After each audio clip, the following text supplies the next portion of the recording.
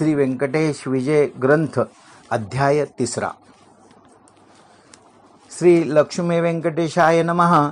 जय जय जय जगदुद्धारा मत्स्य रूपा सर्वेश्वरा वधुनिया निगमोचरा सुखी केलेसी भक्तजन सागर मंथुनी मंद्राचळ भेदित चालेला रसातळ कुर्म रूप तू घन नीळ धरिला अचळ पृष्ठावरी हिरण्याक्ष दैत्य दुर्जन पृथ्वी नेत असता चोरुण तू वरावेश भगवान धावला सीते काळी प्रल्हादासी गांजले असुर तू नरसिंह झालासी भयंकर संभवेदुनी दानेश्वर निर्दळिले क्षणार्धे शतमख करी धनुजेश तू आज धरुणी वामन वेश बुधाने निमिष दैत्यास पाताळात गाडीला 3 सप्तके धरित्री निशस्त्री केली मात्र कैवारी भार्गव रूपा मधुकैटक भारी भक्त कैवारी तू साच महाबलोनोत्परावन बंदी घातले त्रिदश गण तू श्रीराम रूप धरुण राक्षस मर्दिले सर्वही कंस चानूर कालायवन शशुपाळ वक्रदंत दुर्जन श्रीकृष्णावतारी मर्दोन मनमोहन विजय तू कलियुगी लोकमतिहीन तुझन जाणती दुर्जन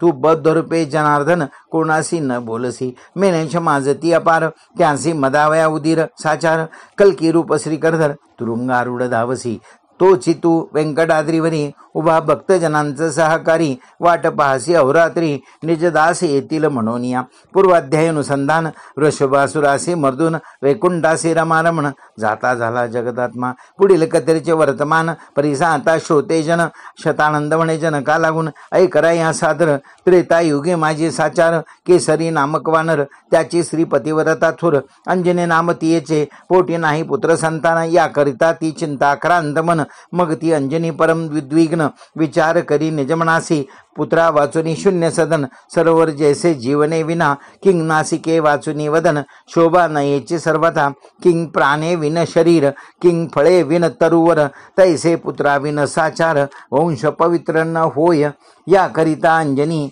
परम चिंताक्रांत अंतकरणी मग मतंग नामे महामुनी त्याच्या आश्रमासी पातला जो ऋषिया माझी मुकुटमणी तो तापसियात अग्रगणी त्यापाशी येऊनी अंजनी साष्टांग नमन करीत असे म्हणे महाराजा ऋषीवर्या तू तापसया माझी राजया मी शरण आले तुझे पाया करी कृपा छायेची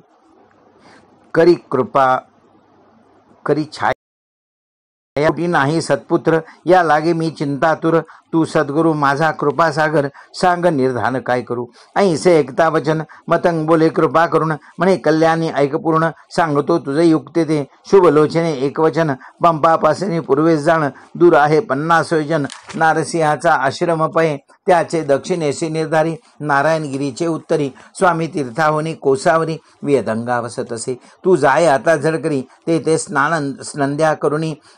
श्रद्धायुक्त तपश्चर्या करी 12 वर्षापर्यंत त्या पुण्ययोगे करून दिव्य पुत्र होईल तुझं लागून ऐकून ऋषीचे वचन अंजनी तेथून निघाली तत्काळ पावली ते स्थान करुणी स्वामी तीर्थी स्नान वंदिले वराहरूप भगवान अश्वत्थ प्रदक्षिणा करीत असे तप आचरेली खडतर आहार त्यागीला निर्धार काष्ठवत झाले शरीर सर्व भोग वर्जिले परम शुचिर्वित होऊन एकाग्रमने करी चिंतन ऐसे 12 वर्षे होताची जाण नवल एक वर्तले एके दिवशी अंजनी ध्यान करी अंजली पसरणी तो साक्षात पवमान येऊन प्रसाद दिदला येते पक्व फळ ते अवसरी दिदिले अंजनीच्या करी एरी नेत्र उघडून ते अवसरी पाहती झाली ते काळी प्रसाद ऐसे जाणून एरी अवलिंबे करी भक्षण तो तत्काळ झाली गर्भिण अंजनी दवीत दवा 10 मास भरताची वेल्लाळ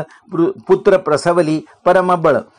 जैसे पूर्वीचे मित्रमंडळ निशांती उगवले परम तेजस्वी दैदीपवंत वानरवेश बळदभूत अवतरला हो हनुमंत श्रीराम रूप प्रतापी अंजनीसी पुत्र झाला त्यापासून या पर्वताला अंजनाचल विख्यात झाला त्याचे नाम राजेंद्र त्रेतायुगीन अंजनाद्री नाम पावला पायरी आता शेषाचल द्वापारी काय कारण ऐकापा एकदा वैकुंठी भगवान एकांती लक्ष्मीसे जाण केले असताशन तो पोर वर्तले जय विजय द्वारपाळ नव्हते द्वारी नव्हते त्यावेळा सनकादिकांनी त्याशी श्रापले दैत्य योनीत जन्मले त्यावेळी द्वारी रक्षण भोगे नायक करी आपण ऐसे असता एकी दिन नवल अर्पूर वर्तले साक्षात प्राणेश आपण दर्शना लागी पातला त्यासी नागेंद्र बोले वचन आत सर्वथा जाऊ नको स्पर्शून म्हणे तयासी काय कारण अवरोधयासी अही म्हणे तुझशी न सोडी मी सर्वथा मग क्रोधावला प्रकंपन म्हणे मी आत जाईन हरिद्वारी अवरोध होता नाही कोणाशी अजवरी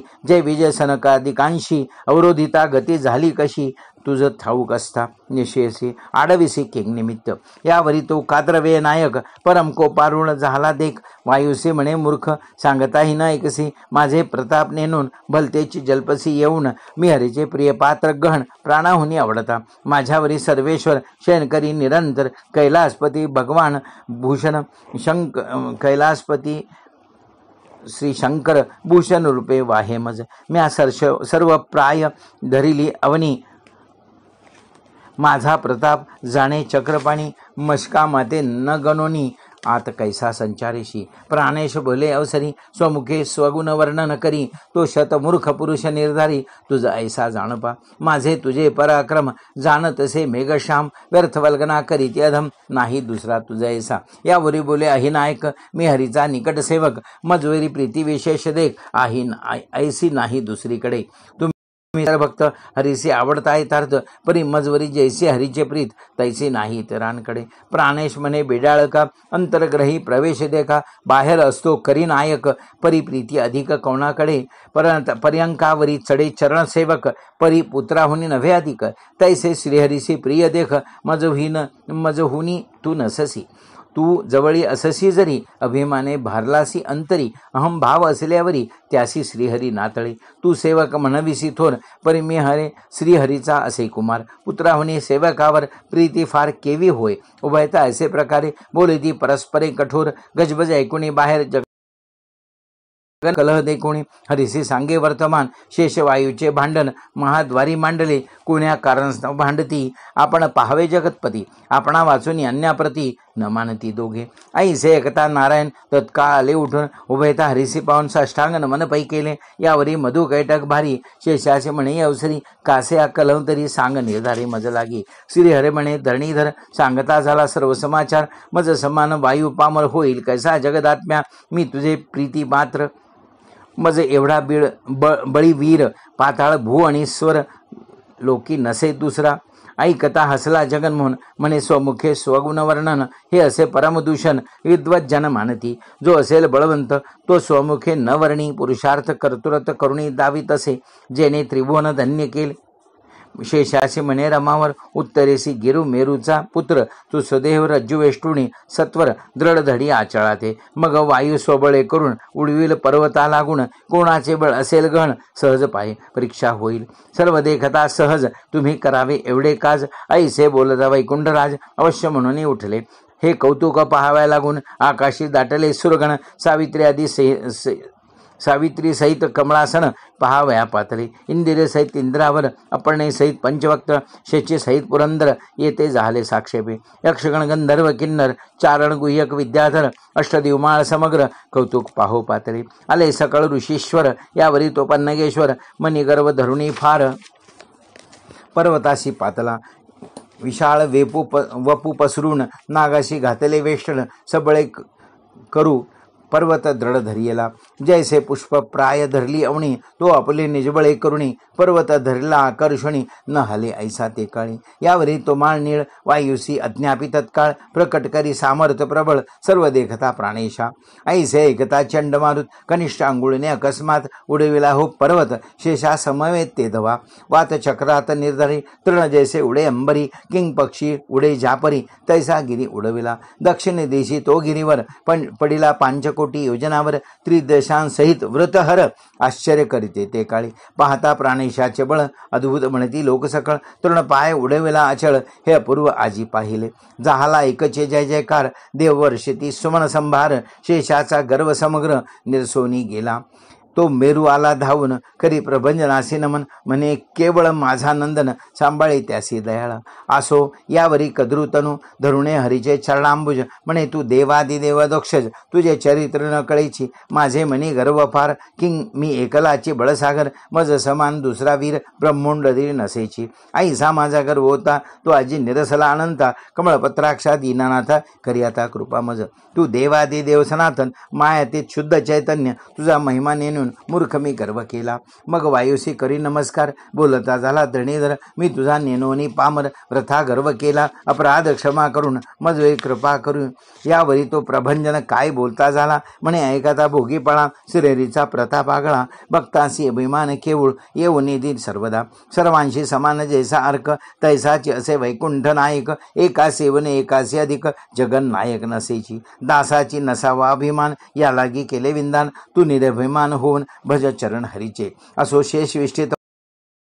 शेषाचल नाम विख्यात, शतान्न म्हणे जनकाते, पूर्वकथा हिसी असे. नैमिषारणी सुत शौनकादिकांसी कथा वर्णित, शेषाचल या पर्वताते, याच लागी म्हणवती. कलयुगे व्यंकटगिरी नाम पावले निर्धारी, ती कथा ऐकाय यावरी सादर चित्ते करुणिया. सज्जन रंजना श्रीनिवासा, चिद्दघनानंदा आदिपुरुषा, जगद्व्यापका शेषाद्री वासा, आशा पाश रहित तू, तुझे गुण वर्णावया श्रीपती, सहस्रमुखाचे न चले गती, मी मानव पामर निश्चिती, केवी वर्णुगुण तुझे, मी मतिमंद किंगर, केवी क्रमो महिमांबर, परी आत्महितास्तव साचार, तव गुणी लीन जाहलो. तू सूत्रधारी सर्वेश्वर, करता करविता तूची पै, जैसे नाचविता सूत्र, बाहुली नाचे तैसेची, वाजविनार नसता भरवा, कैसे वाजेल पावा, जगन निवासा कमलाधवा, तुझे चरित्र तूच बोलवी, क्षराब दिवाजा मनस्मोहना, भक्तवत्सला माया विपण दहना, वीर वरदा मनमोहना, मधुसूदना श्रीहरी. इति श्री वेंकटेश विजय सुंदर संमत पुराण भविष्योत्तर श्रवण करोत पंडित चतुर. तृतीय अध्याय गोड़ा. रमा रमण गोविंद, लक्ष्मी रमण गोविंदा.